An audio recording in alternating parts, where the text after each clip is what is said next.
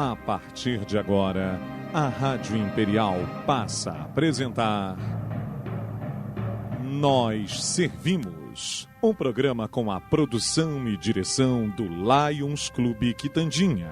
A apresentação, Dr. Paulo Magno. Bom dia, ouvintes da nossa Rádio Imperial. Estamos mais uma vez com o nosso programa semanal aqui, Nós Servimos, o programa do Lions Clube Petrópolis Quitandinha. E ficamos até felizes, porque nesta semana foi comentado, Vitor, ali na Câmara Municipal, o problema que aquele solstício de inverno está fazendo aos alunos do Liceu Municipal. Coisa que no sábado anterior nós tínhamos comentado aqui com o nosso entrevistado, com o Hélio dos Santos Júnior. Tínhamos falado justamente sobre a perturbação que aquilo deve causar aos alunos, principalmente no horário, na hora de prova, né? Vocês imaginam os alunos tentando se concentrar para fazer a prova e aquela bagunça ali embaixo, quer dizer, acaba refletindo lá em cima no Liceu Municipal. Felizmente parece que a nossa Câmara ou alguém ouviu, ou então se tocou e resolveu falar. É importante que a nossa rádio, o nosso programa esteja contribuindo de uma forma ou de outra para resolver alguns problemas aqui na nossa cidade, né? Hoje nós também estaremos descendo para comemorarmos o encerramento do nosso ano leonístico, que termina agora dia 30 de junho, e o nosso governador estará promovendo um encontro com todos os companheiros no Clube Militar lá no Rio de Janeiro, na Lagoa, e nós estaremos participando deste encontro para o encerramento do ano leonístico 2015-2016. E a partir do dia 1º de julho, estaremos iniciando o ano leonístico 2016-2017. Também o nosso presidente atual, o companheiro Luiz Eduardo Buturini da Mata, estará passando o cargo de presidente ao nosso companheiro Humberto Fadini, que estará assumindo a presidência do nosso Lions Clube Petrópolis Quitandinha a partir do dia 8, se não me engano. 8, deixa eu ver ali na folhinha, julho, dia 8 de julho, uma sexta-feira. Estará passando o cargo para o companheiro Humberto, que já será presidente pela 4ª ou 5ª vez, se não me engano. É isso aí, quando a gente é bom, a gente repete, né? Então é isso aí. Hoje nós teremos o prazer de estar entrevistando 2 eméritos professores da nossa cidade, um mais novo e outro já com alguma estrada, né? Um que já foi presidente do Sindicato de Professores de Petrópolis e outro que é o atual presidente. Estaremos entrevistando o professor Luiz Alberto Grossi, diretor jurídico e trabalhista do Simpro, e o professor Frederico Fadini, que é o atual presidente do Simpro. Bom dia, Frederico Fadini, professor.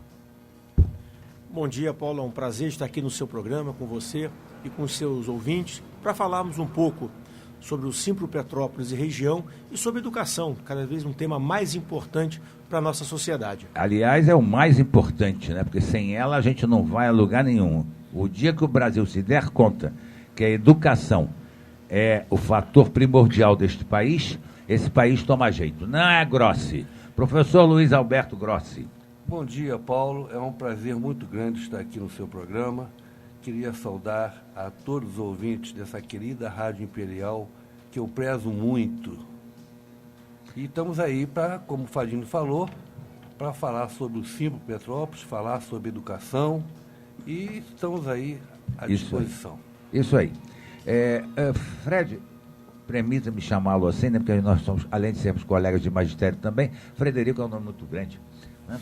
Fred, qual é a região que o Simpro abrange além da cidade de Petrópolis? O Simpro Petrópolis abrange, considerando que nós estamos num processo de extensão de base agora, ao todo 10 municípios, né? Nós temos a nossa sede em Petrópolis, temos 2 subsedes, uma subsede em 3 Rios, numa área que já pertence a gente, e temos uma outra subsede em Vassouras, uma área que ainda está em processo de extensão de base, é uma área que ainda pertence a nossa federação, mas nós já assumimos, né, aquela região e prestamos os serviços aos professores. É uma área importante, inclusive com a Universidade Severino Sombra, um número muito grande de professores.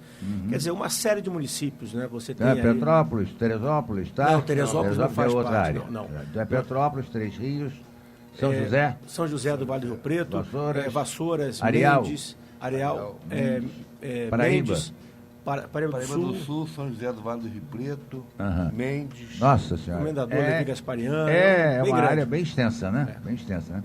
Por isso as duas subsedes, inclusive, que nós temos no momento. Importante isso. Qual o principal problema da educação privada em Petrópolis, Fred? Olha, nós vivemos um momento de muitas mudanças. Essas mudanças ocorreram nos últimos anos no setor do ensino superior, né? Com grandes redes educacionais, até grupos de fora do país, adquirindo universidades tradicionais. Atualmente nós vivemos isso na educação básica, né? É claro que nós reparamos aqui nos últimos anos o número de escolas tradicionais que fecharam na cidade e algumas escolas tradicionais que mudaram o proprietário, mudaram de dono, né? De titularidade, de titularidade, né? O caso do Colégio São José, que agora é o Grupo PH. Então, esses grandes grupos educacionais... O próprio Instituto Social, né? Que o Instituto agora Social passou, né? foi encampado pelo... Isso. O Bom Jesus de Canarinhos, uma rede grande. Me parece que, tirando Curitiba, Petrópolis é o único município onde eles têm 3 escolas. Acho que até 2 é difícil eles terem. Então, investem pesadamente aqui na nossa cidade. E isso leva, claro, a uma mudança na relação do professor com a instituição e também exige que o sindicato mude sua forma de atuação. Certo. Agora, você tem algo a completar, Grossi? Deixa à vontade. Aqui a gente tem um bate-papo. De fato, está ocorrendo em todo o país, né? Esses grupos tomando conta do ensino. A gente até tem uma campanha na Confederação dos Trabalhadores do Estabelecimento de Ensino, dizendo que educação não é mercadoria. Né? Porque essa quantidade acaba sucateando um pouco a educação, não? E eu sinto falta daquela escola família. Você tem esse exemplo, nós demos aula no Instituto Carlos Alberto Werneck, e aquilo era uma família. Era mesmo. O próprio Colégio São José, da qual eu trabalhei lá há 30 anos, era uma família. Agora são grupos. Aí torna muito difícil. Cujo interesse deixa, às vezes, de ser, não estou dizendo nem que não seja o educacional, né? Mas passa a ser mais o mercantil. Mercantil, concordo. Como se coíbe irregularidades dentro do magistério, dentro do exercício profissional da educação? O nosso sindicato tem um departamento jurídico, né? Nós temos 2 advogados trabalhistas que dão todo atendimento ao professor. Agora, apesar disso, ocorrem falhas por parte da instituição no cumprimento tanto da CLT, as leis trabalhistas, como também dos nossos acordos e convenções coletivas. Então, nossos advogados e nossos diretores estão muito atentos a qualquer desobediência a esses acordos, à legislação.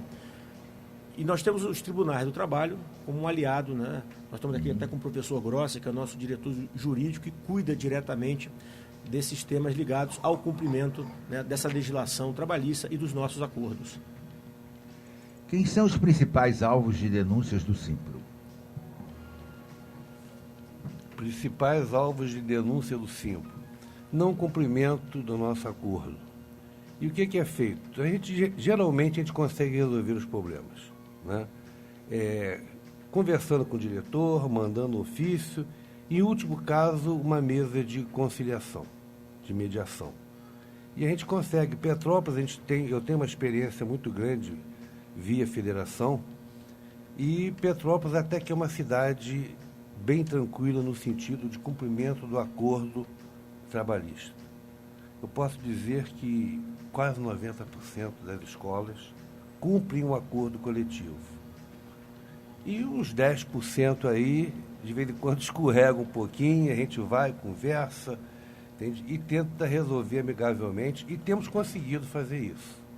Dificilmente a gente tem uma demanda jurídica em cima de uma escola, porque a gente consegue, dentro de uma relação de amigo da escola, né? Porque o sindicato, ele é um sindicato que não é contra a escola, ele quer que a escola ande Apesar cada de vez ter mais. alguns diretores de escola que às vezes acham, né, que o sindicato não tem certo receio de ter professores que pertencem aos quadros sindicais, né? Isso a gente vê muito no estado do Rio.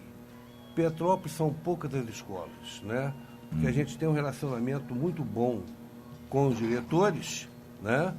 E esse relacionamento nos ajudam a negociar salário. A gente pode até dizer que nós tivemos esse ano os dissídios praticamente todos fechados, com o NPC pleno. Óbvio que queríamos um ganho real, não tivemos. Sim. Mas o que a gente vê no país, né, é parcelamento de NPC. A gente teve uma negociação com o SESI, começamos a ter uma negociação com o SESI, que a primeira proposta deles foi 0% de aumento, que a gente achou isso ridículo, e estamos negociando e chegando quase ao NPC. Então você vê que se a gente conseguiu aqui em Petrópolis, no ensino superior e no ensino fundamental e médio, o NPC pleno, em relação ao país, em relação à crise que está o país, a gente está caminhando bem. Isso se deve também à relação que a gente tem com o patronal. Certo. Quando precisa bater no patronal, a gente bate. Mas o relacionamento nosso aqui é muito bom, graças a Deus. Que completar Não, inclusive dizer que nas nossas negociações anuais, nós temos um trabalho muito grande. Nós temos, por exemplo, a negociação com o Sinep, que representa as escolas, a educação básica, né? Do ensino fundamental, do ensino básico e médio.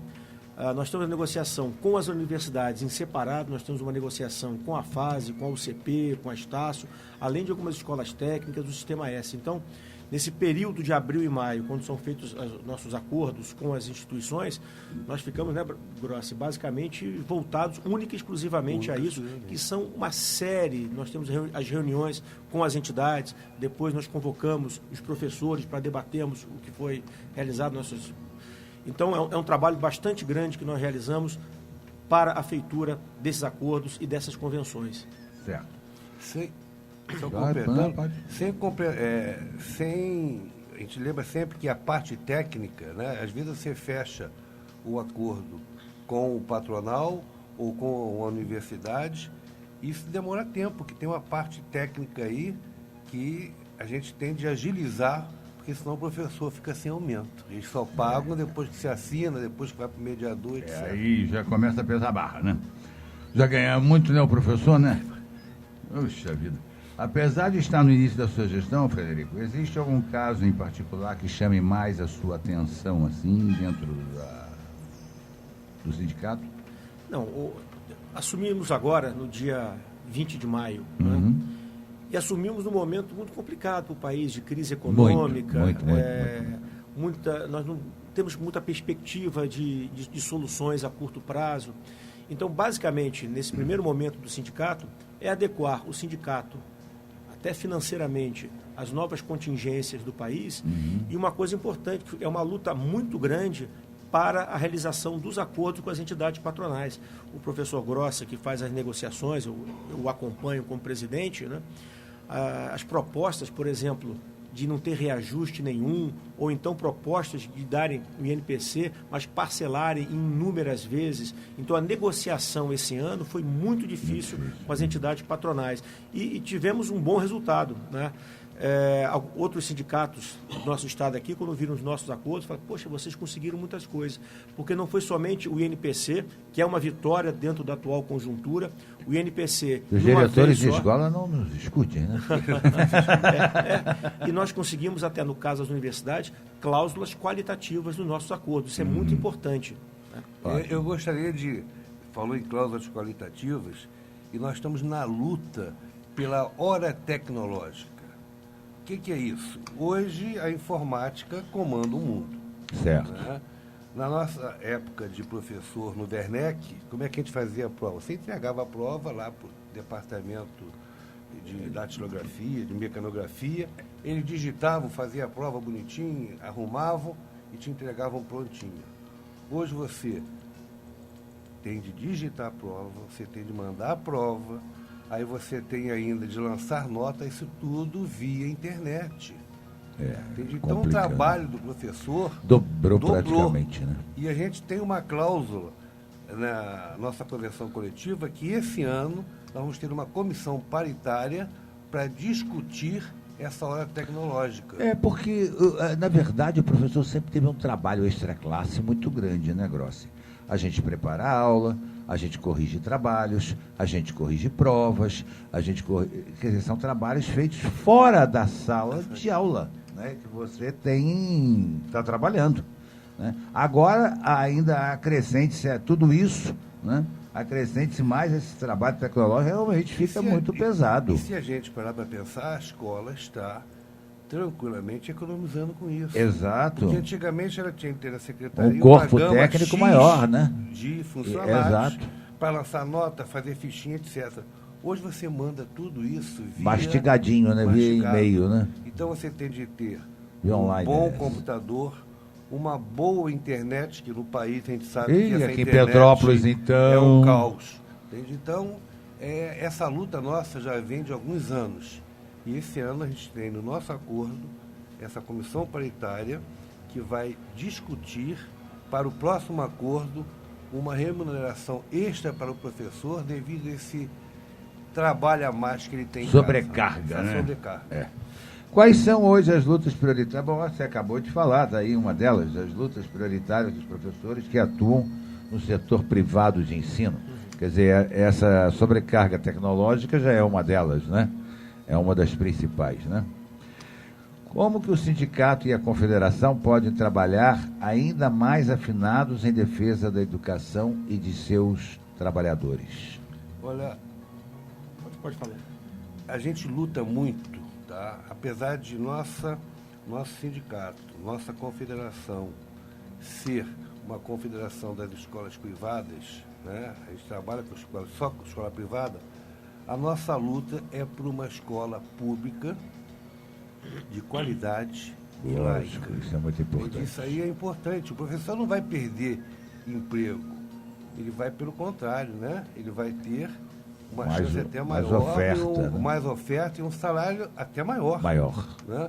Então, a nossa luta é essa, da federação. E lutar também pela dignidade e respeito ao professor. Realmente. E aí, eu não estou nem falando em parte financeira. Não. É o próprio aspecto moral e o respeito ao professor, que nós sempre tivemos, né, Grossi, quando nós éramos estudantes, né? A gente respeitava a figura do professor, o professor falou, estava falado e acabou. Né? Hoje a gente vê uma agressão a professores, né? Uma coisa que a gente realmente lamenta e lastima muito. E que, graças a Deus, não chegou a Petrópolis ainda essas agressões. E que não chegue. Porque você vê isso aí todo dia no país, uma agressão, tiro em professor. Um absurdo. E uma coisa que o professor Grossi comentou, que é muito importante, é uma luta dos sindicatos da nossa base, é uma luta da nossa federação, da nossa confederação também, porque nós somos o sindicato dos professores das entidades privadas. Só que hoje em dia é muito difícil você encontrar um professor que seja exclusivo da rede pública ou da rede privada. O que acontece hoje em dia, o meu caso, por exemplo, trabalho na rede municipal, trabalho na rede estadual, trabalho em escolas particulares, a mesma coisa o professor Grossi durante toda a carreira dele. Então, o professor da rede privada é o professor da rede pública também. Então, apesar do nosso sindicato, das nossas entidades, nossa federação e da nossa confederação, representar os professores das entidades particulares, há uma preocupação muito grande nossa do desenvolvimento de uma educação pública de qualidade. Porque, na verdade, um país como o Brasil, nós temos um nicho, um setor que a escola privada vai atender com eficiência. Mas a construção de uma nação, um país realmente que depende de uma educação pública de qualidade. Todas as grandes redes educacionais das grandes nações, os grandes países que têm importância no concerto internacional das nações, é formado por países que possuem uma educação privada de qualidade, isso deve fazer, mas principalmente uma educação pública de qualidade. Essa luta é nossa também, porque assim nós defendemos não só o aluno, o professor também. Apesar de que é o que eu sempre disse, Grossi, você e outros professores inúmeros aí, eu tive a oportunidade também de ser professor do Liceu e do Werneck ao mesmo tempo, e a aula que eu dava no Liceu era a mesma aula que eu dava no Werneck. Com certeza. Né? Eu acho que não, os professores, a maioria dos professores, não tem esse negócio. Entrava no Werneck, dava uma aula, entrava no estadual ou no liceu. Ah, não, aqui é público, então vamos esculhambar. Não é assim. O professor não faz isso. Professor não faz. Educador não faz isso. Professor com P maiúsculo. Não faz uma coisa dessas, né? Até eu ia lhe perguntar também, vocês abrangem em Petrópolis também esses problemas de certas faculdades que dão cursos não presenciais? EAD. Como é que fica a situação dos professores desses cursos? Eles são sindicalizados, não são? Essa é uma luta nossa, né? Porque eu não vou citar nomes, porque sim, não tem, mas tem professor aí, tá? Em uma determinada EAD ensino à distância, né? Que ganha R$ 12,50 uma aula. Que absurdo. R$ 12,50. Esse professor ganha por hora aula. Esse professor, se a aula cai no feriado, ele não recebe. E pasme, teve uma professora que no dia que a sua mãe faleceu, ela foi descontada. Que absurdo. Entende? Quer dizer, esses professores não estão sindicalizados. Não estão. A EAD ainda é uma briga muito grande de regularizar isso. Ninguém sabe como é que está funcionando. É uma coisa importante aqui, que é uma questão da EAD. Nós tivemos algumas reuniões com essas entidades de ensino à distância. Um outro problema é não registrar o professor como professor e como tutor. Né? Quer dizer, não reconhecer aquele profissional como um professor. Além da questão moral que afeta o profissional, isso traz problemas depois legais, inclusive para a própria aposentadoria especial. Se você aceitou na sua carteira ser registrado como tutor, você perde o direito à aposentadoria especial que os professores têm. Isso é uma briga, nós realizamos uma série de encontros com algumas entidades de educação à distância. Está avançando, mas está avançando lentamente, né, Grossi? Muito lento. Muito lento. Eles se comprometem, não cumprem o que foi comprometido, nós temos novamente requerer reuniões. É um trabalho hercúleo, mas nós vamos conseguir bons resultados. Inclusive, a gente está aguardando, né, já demos entrada, uma mesa de mediação com esse curso, que está virando moda. Aí, quando você vê cair pontes, cair ciclovia, formar um engenheiro à distância... Como é que pode um troço desse? Tem certas profissões que eu não consigo entender. Tem de ser tete a tete. Não adianta botar lá o cara lá no fim do mundo, dando uma aula, e todo mundo assistindo via internet. Ninguém está entendendo nada. Não tem como discutir, não tem como saber, não tem...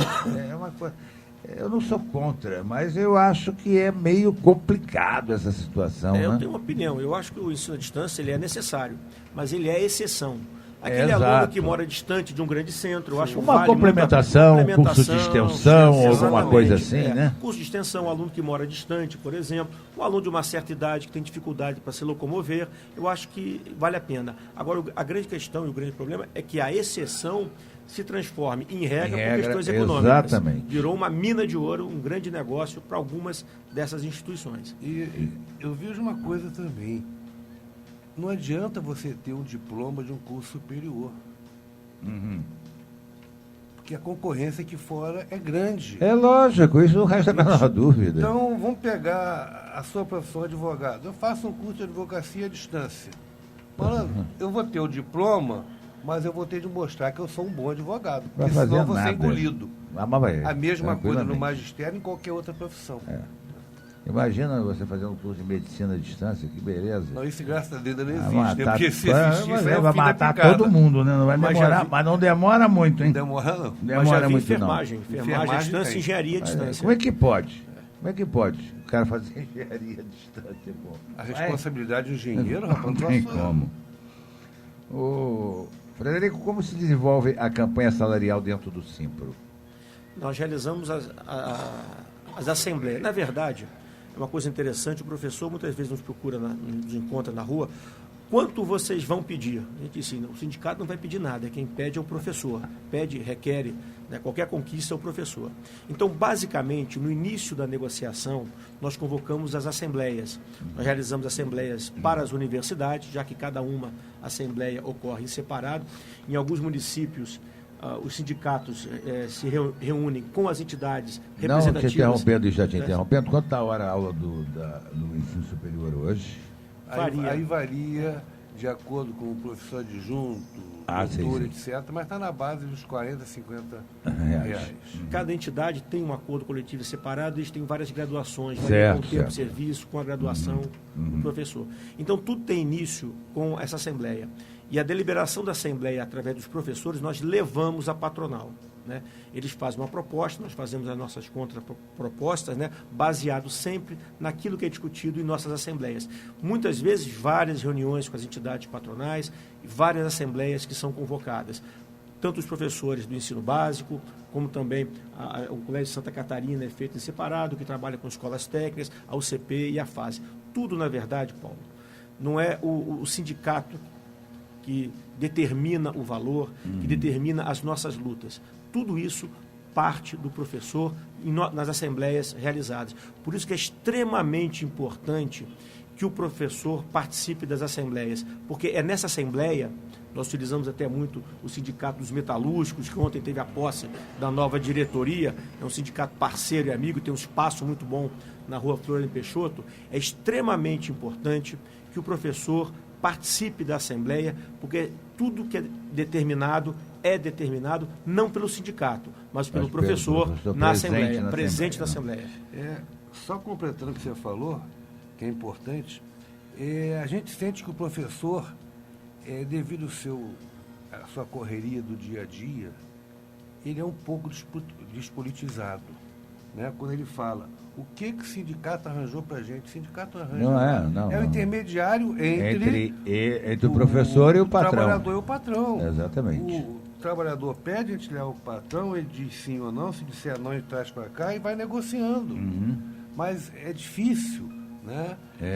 E na situação atual, a gente sente também, não sei se o Fadino concorda comigo, que o pessoal está mais preocupado com a situação do país em si, né? E manter o emprego. Né? Apesar do relacionamento ótimo que a gente tem com as escolas, tem escola que dispensa professor, a universidade, por exemplo, a Universidade Católica, a gente tem no nosso acordo a dispensa do professor para ir à Assembleia.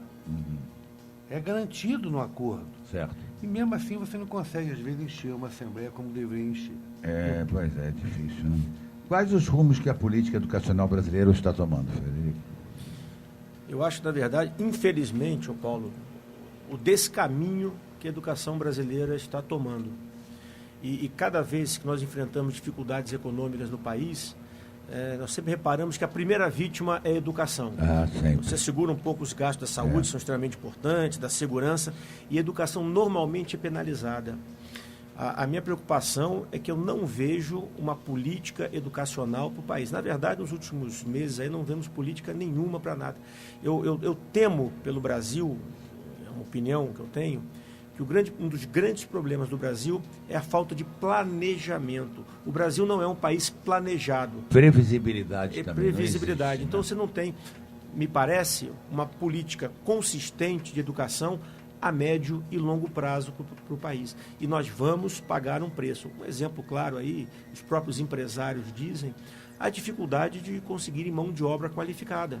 Eu acho que nós já estamos pagando um preço caro, porque hoje em dia já estão sendo formados profissionais aí que não sabem nem falar português, né? É um terror. A gente fica... EAD. Pois é, né? Outro dia eu escutei um cara aí falando fazice. Fazice do verbo... Deve ser do verbo fezar, né? Porque não pode ser nem do fazer, né? Quer dizer, então a gente escuta as coisas assim que a gente fica horrorizado de ouvir. E é brabo, né? Não sei. Tá complicado mesmo. Eu acho que nós precisamos de uma reforma na educação muito grande. Em todos os níveis. Eu vejo isso tanto do governo federal e acredito que a situação seja mais grave ainda nos governos estaduais, uma preocupação menor, E nos municípios, tem alguns municípios em que os governos são totalmente descomprometidos com a educação, apenas com funções eleitoreiras. Exatamente, é isso que eu ia dizer. Eu, às vezes, vejo a educação muito voltada para o campo social e menos voltada para o campo educacional, né? Da educação, da instrução, né? Na nossa época, a gente estudava. Um garoto de 2º, 3º ano ginasial, hoje não tem aluno de faculdade que não se equivale a ele. É um espanto. O nível caiu muito. Muito. O nível educacional caiu demais. Você escuta professor falando cada batatada e cada coisa dentro de sala de aula que eu falo também, porque eu também sou professor, quer dizer, não estou falando contra o magistério. Aliás, não estou falando contra o magistério, estou falando contra o nível de professor. Por que vamos deixar essa perguntinha no ar para o nosso segundo bloco. Por que o nível da educação no Brasil caiu tanto? Vitor, vamos ao nosso intervalo aí.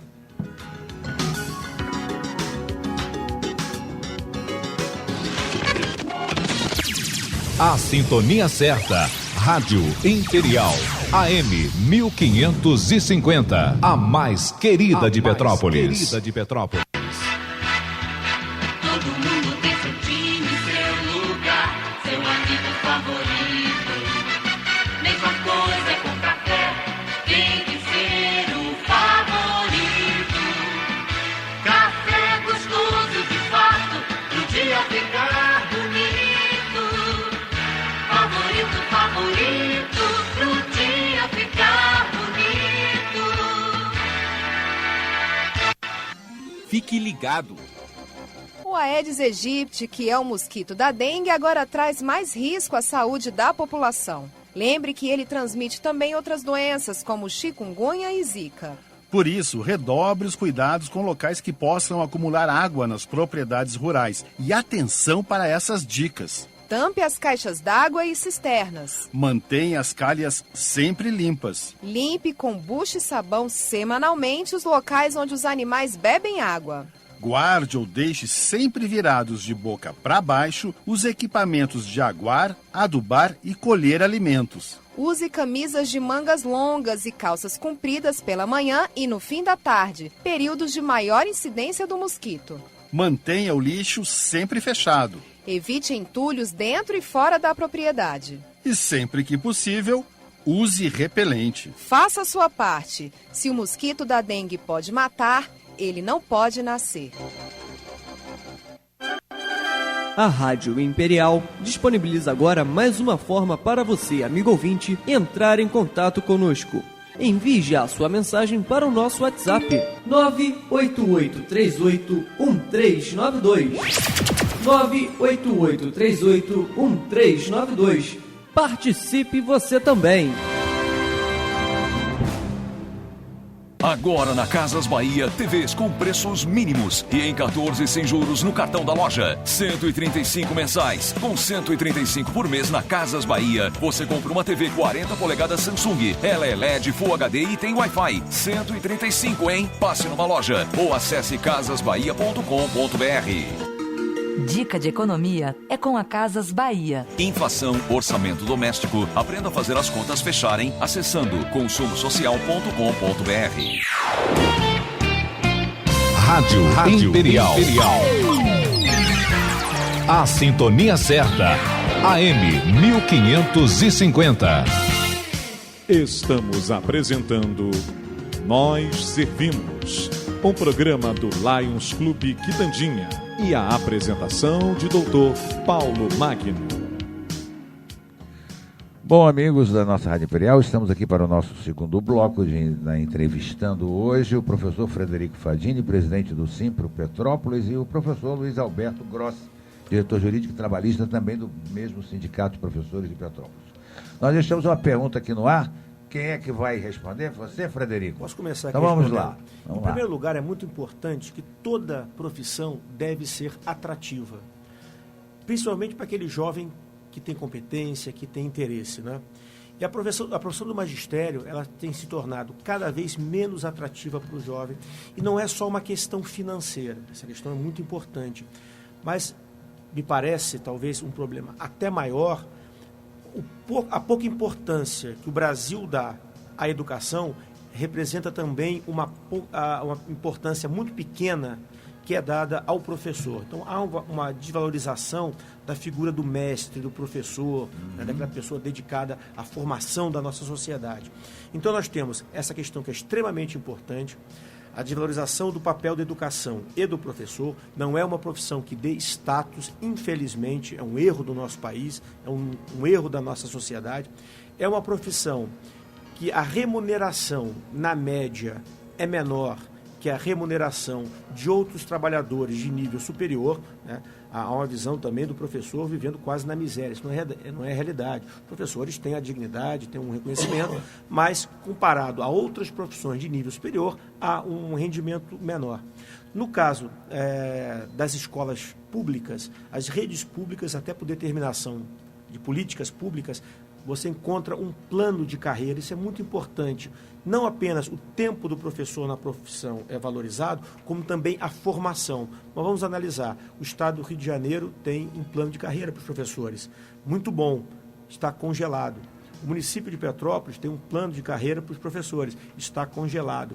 E no caso das escolas particulares, um professor que faça uma pós-graduação, um mestrado, um doutorado, um pós-doutorado, ele não tem ganhos financeiros com isso. É muito importante você se preparar. Lógico, se você está melhorando o teu nível cultural, você tem que ser devidamente retribuído financeiramente por esse avanço intelectual seu. E as universidades possuem esse plano por pressão do governo, que exige que esses planos existam, né, até para conseguir verbas públicas. Não é? Certo. Vai parecer cômico, mas é para completar o que você falou. Não há nenhuma valorização quando você faz um curso de aperfeiçoamento, uma pós-graduação. Vou citar o meu exemplo, não vou citar a escola. Eu fiz um curso de pós-graduação em educação ambiental, na época do Werneck. Aí cheguei, fiquei 1 ano fazendo esse curso lá embaixo, por minha conta, descia, subia, etc. Quando me formei, que eu consegui o diploma, eu cheguei no Werneck. Aí eu tenho de enaltecer o nosso saudoso Colégio Werneck, professor, etc. Mostrei para eles, eu tive um aumento espetacular no Werneck. Em outro local eu entreguei aquilo, tá bom. Eu tenho até hoje, no meu contra-cheque, R$ 5,04 de aprimoramento. R$ 5,04. Né? É brincadeira. Você investe, e tem esse tipo de retribuição. Mas eu também acho que também a culpa, porque você vê que hoje muitas pessoas... Professor de história está sumindo, está acabando. De geografia não se acha mais. Né? Quer dizer, dizem que física e química está dificílimo se conseguir professor. Com certeza. Quer dizer, vai ter professor de quê? Português e matemática só? Mais nada? E olha matemática é muito difícil encontrar. Muito difícil de encontrar. Quer dizer, e português poucos sabem, né? Também para ensinar. Então, o nível educacional está caindo muito, né? Está caindo demais, né? Temos que dar uma olhada nisso. Mas ainda vejo luz no fundo do túnel. Eu sou um cara muito otimista. Que bom, Grosso, que você luta. Que eu já estou ficando meio pessimista, sabe? Eu tenho muito receio de onde a nossa educação vai parar. Enfim. Muitos jovens, eu vejo muitos jovens competentes optando pelo magistério. Eu sou pai de uma filha, aluna de letras da UCP. Tomara que assim seja. Segundo alguns analistas da educação brasileira, o setor privado da educação vem perdendo profissionais para o setor público, que tem um piso maior que o setor privado. E plano de carreira. O professor da rede privada tem uma carga excessiva de trabalho extraclasse, sem remuneração, que nós falávamos no início do nosso papo, né? O que contribui para um alto índice de doenças ocupacionais, a não valorização da qualificação dos profissionais que recebem uma gratificação ínfima pela especialização. É o que você acabou de falar, né? R$5, pelo mestrado e pelo doutorado. Na educação superior, a educação tem sido tratada como mercadoria. Os trabalhadores não têm plano de carreira e na quase totalidade dos professores são horistas. Como comentar isso, Grossi? Olha, a gente no sindicato, a gente tem homologação para completar o que você falou aí, quase todo dia. E durante um ano, porque geralmente as dispensas são feitas no final do ano. Mas hoje a gente tem notado um aumento muito grande de professor, de fato, pedindo demissão porque ele passou no concurso público. Aonde lá ele tem um salário maior, apesar de ter um plano de cargos e salários que está congelado, mas ele tem, e um dia pode descongelar, há essa esperança e se luta para isso. E ainda tem tempo, um número de aulas X, para poder se dedicar à correção de provas, as atividades extra-classe. As atividades extra-classe. Então, apesar de o Estado estar sucateado, o professor ainda vai para lá porque ele tem estabilidade, né?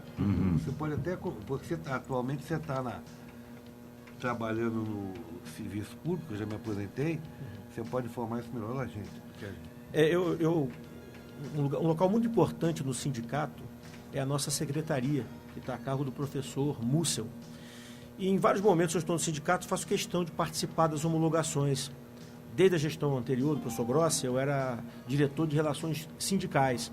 Então, todo momento que eu tinha livre no sindicato, eu participava com as homologações com o professor Mussel, até para aprender como funciona isso. Tinha um interesse muito grande.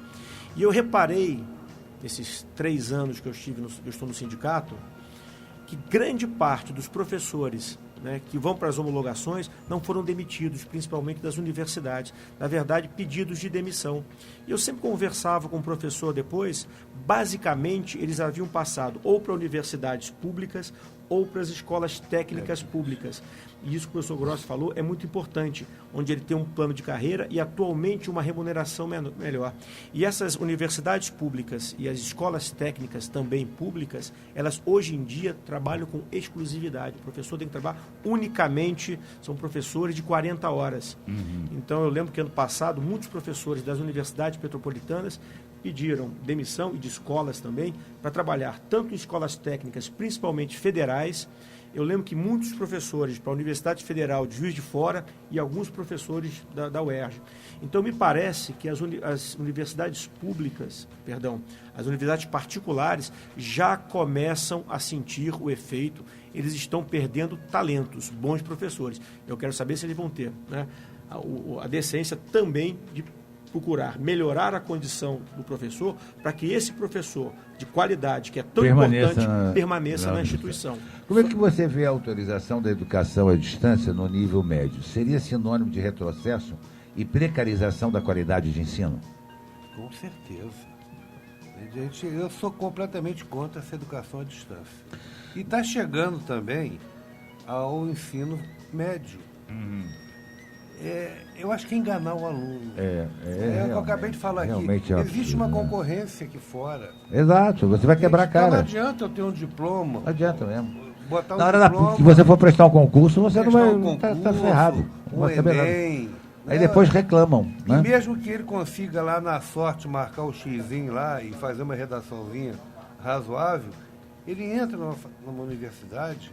Ele não vai sofrer. Exatamente. Eu tenho contato, porque lá eu dou aula no Colégio de Aplicação ENA, e tenho contato com os professores, né, do nível superior. E o comentário é esse mesmo. O nível está cada vez mais baixo. O pessoal não sabe ler. É verdade. O pessoal não sabe interpretar. Não sabe. Não entende. Leem, mas às vezes não sabem nem que são analfabetos funcionais. Nem não entende o que está lendo, né? É isso aqui, ó. Exatamente. Celular. Computador. Exatamente. Que eles não sabem usar. Hoje você vai fazer um trabalho, tem gente que faz monografia, copia e cola. Copia e cola, é Ctrl-C, Ctrl-C, Ctrl-V. Acabou. Nenhuma autoridade docente se exerce ausente desta competência. O professor que não leve a sério a sua formação, que não estude, que não se esforce para estar à altura de sua tarefa, não tem a mínima força moral para coordenar as atividades de sua classe. A incompetência profissional desqualifica a autoridade do professor. Você concorda com essa afirmação do Paulo Freire, Fred? Perdão. O que fazer para que o professor possa agir assim? Não, o que é extremamente importante, para começar para o professor, é a formação contínua. né? A formação do professor... Cobra deve que ser não anda, não engole sapo. Exatamente. E no caso, principalmente das entidades privadas, eles querem o professor pronto. Quer dizer, não querem investir na formação do professor. E eu vejo a formação continuada, que é uma preocupação das redes públicas, deveria ser também uma preocupação muito grande das entidades privadas. Disso, o Frederico, me lembro disso, em 1970 e alguma coisa, eu dava aula no Werneck, houve um congresso sobre educação no Curitiba. Foi até a vez que caiu neve em Curitiba, um fato raríssimo. E eu estava lá representando a professora Maria da Penha, a diretora da escola, a professora Ângela Hebe Mascheroni Werneck, e estava também, se eu não me engano, tinha mais um outro professora, que eu não me lembro mais, que estávamos lá para um seminário sobre educação. Quer dizer, o colégio investiu. Paulo, você vai... Eu fui representando a cidade de Petrópolis, olha a responsabilidade naquela época, representando a cidade de Petrópolis no seminário sobre educação. Quer dizer, é o colégio patrocinando o professor para ir, para investir melhor na educação daquele professor. Quer dizer, não se vê mais isso hoje, né? Mas eu acho que e tem um problema maior hoje em dia. Como a escola não quer perder o professor na sala de aula, é importante que ele esteja na sala, ele acaba obrigando o professor a fazer esse curso de reciclagem no sábado e no domingo. Então o professor trabalhou de segunda a sexta-feira, dando 70 aulas por semana. E o professor ainda tem que, no sábado e no domingo, estar disponível para um curso.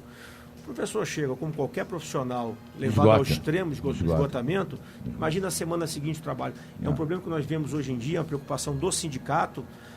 Parece que o final de semana, todo trabalhador tem um direito a ter um final de semana com a família, realizar aquilo que ele gosta. As escolas se apossam desse tempo do professor para não perdê-lo em sala de aula e obrigam o professor a abrir mão do seu tempo livre, abrir mão da sua família para realizar cursos nos poucos momentos que ele tem para ele e para a família dele. É um problema sério. A pessoa nasce educadora ou marcada para ser educadora, ou a gente se faz educador? Ou melhor, a gente se forma como educador, Grossi? Olha, eu tenho uma frase, até em latim, que quem falava muito é o saudoso professor Otávio Goulart Rosa, que você se lembra perfeitamente dele. Nosso grande mestre Otávio. Magister non fit, nasce tu. Professor não se faz, nasce feito. Exato. Tem uma escola aqui em Petrópolis, que a diretora uma vez falou para mim, professor não falta. Eu tenho aqui, área de química, uma lista de professores pedindo emprego com doutorado, mestrado, etc. Aí um belo dia, ela contrata um desses doutores, ou o cara com mestrado, como professor, e colocou lá para dar aula de química numa turma de primeiro ano do ensino médio. Os alunos estavam dando aula para ela, né? Não foi isso não. Ela não durou 15 dias e pediu demissão. Por quê? A gente dando aula, eu costumo brincar e dizer que a gente está vendendo peixe para quem não quer comprar. Exato. Entende? Então, na cabeça dela, ela chegou, achou que ia lá dar uma aulinha, o cara ia se interessar, e eles estavam um pouco ligando. A mulher ficou apavorada e pediu demissão. Né? Então, aquele negócio... O professor, eu acho que nasce feito. O cara nasce com um dom de ensinar. É lógico que você pode aperfeiçoar isso, etc. Tá? Pode existir exceções, mas é um dom você ensinar e tem de gostar, porque senão você entra no magistério e sai rapidinho. Ô Fred, quais os benefícios que o Sindicato de Professores promove aos seus associados? Isso é muito importante, né? Nós promovemos uma série, né, de atividades para os professores. Além do atendimento jurídico, na terça-feira e na quinta-feira está funcionando o nosso departamento jurídico no sindicato para tirar dúvidas trabalhistas em relação aos nossos acordos. Nós temos também um consultório dentário no nosso sindicato que atende aos professores. Nós temos uma série de convênios com médicos de várias especialidades, com laboratórios para exames, empresas várias que fornecem descontos, vantagens para os professores, né? Além disso, nós realizamos o nosso baile do professor, nós realizamos seminários, né? Todo ano nós realizamos um seminário, muitas vezes em parceria com as universidades. Esse ano, por acaso, nós não realizaremos o nosso seminário, o momento que estamos assumindo, vamos certamente ano que vem um grande seminário ser realizado com apoio de alguma universidade. Então, na verdade, nós fornecemos todo atendimento jurídico, atendimento médico e também para a formação do professor e para o lazer do professor. Certo. Deixa eu completar, porque eu acho esses convênios que nós temos fundamentais. São fundamentais. Principalmente os convênios médicos. Nós temos praticamente todas as especialidades. Certo. O professor chega no sindicato, ele primeiro liga para o médico, marca a consulta, vai no sindicato, pega a requisição e vai ao médico. Então, isso ajuda muito. Lembrando aqui uma coisa importante, que o atendimento médico não é o principal do sindicato. Sim. Tem professor que diz, eu vou entrar para o sindicato porque tem médico, tem dentista. Não, você não deve entrar assim no sindicato. Você deve ter o sindicato como instrumento de luta pela categoria, por conquistas, né? E isso é um apêndice, ver que eu falei anteriormente, falta a politização. Exatamente. Há algumas décadas a profissão de professor era uma das mais bem vistas pela nossa sociedade. O educador era tido como uma espécie de patrono do conhecimento, suas opiniões eram ouvidas e seu prestígio junto aos outros era uma coisa grande. Hoje em dia, esse glamour se dissipou. Por que aconteceu isso? Eu acho que, de certo modo, posso parecer até um exagero, talvez a própria política pública tenha, em determinados momentos da história do Brasil, contribuído para a desvalorização do professor. E eu temo também que no setor privado, algumas instituições tenham também essa política, porque desvalorizar o profissional significa pagar menos a ele, desvalorizar o profissional significa dar condições não tão boas de trabalho para esse trabalhador. E no caso do Brasil, infelizmente, há realmente uma desvalorização do professor. Eu brinco muito que, normalmente, quando aparece um professor na televisão, numa novela, é sempre numa situação desfavorável, financeira, moral. E isso tem um reflexo tão grande na sociedade. Dificilmente você vê, por exemplo, na grande mídia, um elogio a um professor. Normalmente mostra esse professor num momento desfavorável do exercício da profissão ou da vida dele. Isso contribui. Mas tem uma coisa interessante. Há um tempo atrás eu vi uma pesquisa que fizeram, o profissional que tem maior credibilidade. Ainda o professor estava lá na cabeça da pesquisa, né? Que bom, né? Daí a responsabilidade da profissão, né? Para você, qual é a principal dificuldade que um docente enfrenta no dia a dia e o que é mais gratificante, Grossi? Olha, o gratificante, eu digo o seguinte, são 41 anos de magistério. E o carinho que a gente tem dos ex-alunos... não tem dinheiro que pague, não né? Tem. Isso não Olha, tem, não. Na hora que você está ali cobrando dele, exigindo, às vezes ele fica chateado, revoltado, cara chato cobrando, mas quando o tempo passa, a gente sente o carinho que eles têm pela gente. É verdade. E a gente que trabalha há muitos anos, né, eu tenho orgulho de dizer que eu tenho aqui um ex-aluno, que é o Frederico Fadini, que foi meu aluno e hoje me substituiu no sindicato. Ele está fazendo um trabalho excelente. Fui operado por um ex-aluno, fiz implante de dente com ex-aluno e um tratamento diferenciado, a verdade é essa. O tempo vai passando, a gente vai vendo tudo isso. Eu tenho ex-alunos que são juízes, que já são, tem alguns até que já estão na carreira da magistratura mais avançada e tal. Eu digo, o tempo, a gente fica feliz de ter sido parcela nem que mínima, mas para contribuir de uma forma ou de outra para a evolução daquele. E eles reconhecem, é interessante verdade, isso. Eu costumo dizer o seguinte, o médico, ele vai fazer uma cirurgia, ele vê o efeito dele uma semana depois, quando o cara se recupera e tem alta. Já o professor... vai ver 10, 15 anos 10, 15, depois. 20 anos. É verdade. Eu tive um professor na faculdade, saudosa memória, professor que eu admirava muito, o professor Raul Teixeira de Siqueira Magalhães, que foi juiz aqui em Petrópolis também. E numa audiência que eu tive com ele, rapidinho, porque nosso tempo também está correndo, eu na hora, nervosismo, era a primeira audiência que eu estava fazendo na minha vida, eu sem querer, ao invés de chamá-lo de excelência, de meritíssimo, eu chamei, professor, esqueci, né? Chamei de professor, porque ele era meu professor de Direito Comercial. Ele virou, eu disse, desculpa, excelência. Ele disse, não, meu filho, pode me chamar de professor, eu prefiro 1000 vezes ser professor do que ser juiz. Você vê o orgulho. Né, de ser professor. Fred, ser profissional, professor, muitos conseguem. Mas ser profissional, professor profissional, poucos. Você concorda com isso? Concordo, sim. Eu não tenho a experiência que vocês têm, estou há 23 anos no magistério, que já é um bom Mas tempo. Já é um bom tempo. Já é um bom tempo, rede pública, rede privada, né? O professor tem que se dedicar integralmente. O magistério não é uma profissão que você realiza apenas no horário, na escola, no horário em que você está em sala de aula com a sua turma. O professor, ele vive constantemente no magistério. Ele tem a vida dele, o exemplo dele é muito importante para os alunos. Como profissional que busca a reciclagem, que busca aula de qualidade, que busca uma boa relação com os alunos, isso é fundamental para um trabalhador que não vive simplesmente de um trabalho técnico. Claro, a técnica e o conhecimento é muito importante, mas a nossa matéria-prima é o ser humano. Isso dá ao professor uma responsabilidade, talvez, puxando um pouquinho a sardinha para o nosso lado, transforme o professor nessa profissão tão nobre e tão importante. Como um professor pode destacar o seu diferencial? Eu acho que, basicamente, o professor deve destacar o seu profissional em sala de aula. Eu acho que é muito importante, é muito gratificante, quando vocês comentaram aqui, você encontrar antigos alunos, pessoas de sucesso, que venceram na vida, que se realizaram na vida. Então, o professor deve buscar essa qualificação permanente e esse interesse sempre grande pelo ser humano.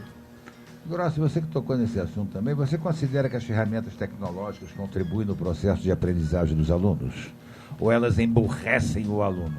Não, se souber aplicá-las, ela vai ajudar muito o aluno. Eu costumo dizer a eles, já imaginou na nossa época de estudantes, um Google na nossa mão? Nossa Senhora! E eu cito muito o exemplo a eles de como isso aqui é importante. Isso não é só rede social, não. Lógico. Eu cito um exemplo, eu dou aula de biologia, e um belo dia eu estava em casa, meia-noite, eu guardei bem o horário, chupando uva sem caroço. Aí eu falei, você não tem semente, como é que tu se reproduz? Fui no computador, Google, como uma uva sem caroço se reproduz. N respostas lá. Se na minha época de estudante, eu ia perguntar isso a quem? Vai numa biblioteca? Bom, tu também se perguntar se é o professor e dizer, você está maluco? Então, se o aluno souber usar isso aqui, é uma ferramenta importante. É uma ferramenta importante. Mas, infelizmente, a maioria usa. O nosso maior problema dentro de sala de aula hoje é isso. Elas são nas redes sociais. O tal de WhatsApp, que é importantíssimo, o tal de Facebook, que eu também tenho, todo mundo tem, mas é um negócio incrível, vicia. A sociedade viveu uma revolução tecnológica dos anos 80 para cá. E essa geração, os jovens, o meu filho era muito interessante, ele parava na televisão e passava o dedo, tentando passar a tela. Então, é uma sociedade tecnológica. E a escola está inserida nessa sociedade. Não há como a escola sobreviver sem essa tecnologia. E você tem que se adaptar a ela, não tem jeito. Senão você fica para trás, né? Fica para trás, pô. Como que vocês veem a educação no futuro próximo? Para a gente encerrar. Eu acho duas coisas. Primeira coisa, que o nosso país, não só os governantes, mas a nossa sociedade, né, tenham claramente a ideia de que a educação e a valorização do professor são o caminho para a construção de uma sociedade mais justa, uma sociedade desenvolvida e próspera. E uma coisa importante para os professores é saber também o seguinte, a tecnologia chegou. Nós temos que conviver com a tecnologia, pois ela deve ser muito importante para a gente. A sociedade nossa é uma sociedade tecnológica. O nosso aluno é um aluno muito tecnológico. E para nós alcançarmos esse nosso público, que é o aluno, nós temos que nos inserir também nessa tecnologia. Certo. Eu ainda acredito, né? Eu falei anteriormente aqui que eu sou um cara otimista e acredito que a gente ainda vai ter nesse país, a gente luta para isso, um ensino público de qualidade, o ensino público laico, entende? Eu acredito nisso. De repente eu não estarei aqui para ver isso, mas acredito que no futuro a gente tem aí governantes que queiram trabalhar a educação. Porque esse país só vai para frente se houver educação. Concordo plenamente com você. Eu não vejo interesse neles nisso. Eu também não. Eu queria agradecer a sua presença, Grossi, e a sua, Fred, a presença, enfim, do sindicato, do SIMPRO, o Sindicato de Professores de Petrópolis, nossa manhã de hoje para essa entrevista, e deixar os microfones para as suas despedidas, porque, infelizmente, nosso horário chega ao fim. Olha, foi um prazer muito grande estar aqui. Tá? Eu gosto muito da Rádio Imperial, não estou jogando confete, é a terceira vez que eu venho aqui, mas estamos aí prontos, o sindicato está à disposição de todos, inclusive de você, porque você é um aposentado também no magistério, e o sindicato acolhe todos os aposentados. Eu acho isso importantíssimo, né? Porque geralmente o aposentado fica jogado no cantinho. E eu senti isso no emprego público. E o nosso sindicato ele dá um valor muito grande aos aposentados. Então a gente está lá à disposição de vocês também, de todo professor e da sociedade em si que precisar de alguma informação dentro da educação. Paulo, agradecemos muito a oportunidade de conversarmos aqui nesse programa. O SIMPRO Petrópolis e região se coloca sempre à disposição, porque para nós é muito importante e gratificante conversarmos com você sobre educação, tema tão importante para o nosso país, cada vez mais importante. Agradeço a você e aos seus ouvintes. Muito obrigado. Quero agradecer aos nossos ouvintes a atenção que nos foi dispensada no programa de hoje, onde entrevistamos o presidente do SIMPRO, o professor Frederico Fadini, e o professor Luiz Alberto Grossi, diretor jurídico e trabalhista também do SIMPRO. Mandar um abraço especial ao nosso governador do distrito LC1, companheiro Leão Maurício Eloy Silva, que está se despedindo da governadoria do nosso distrito no dia de hoje, onde nós estaremos lá com uma festa, né?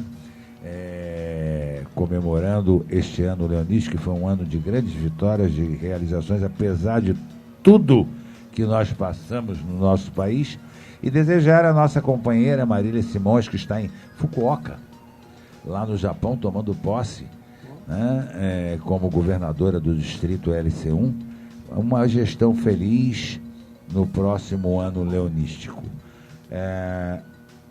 Vitinho, obrigado aí na técnica.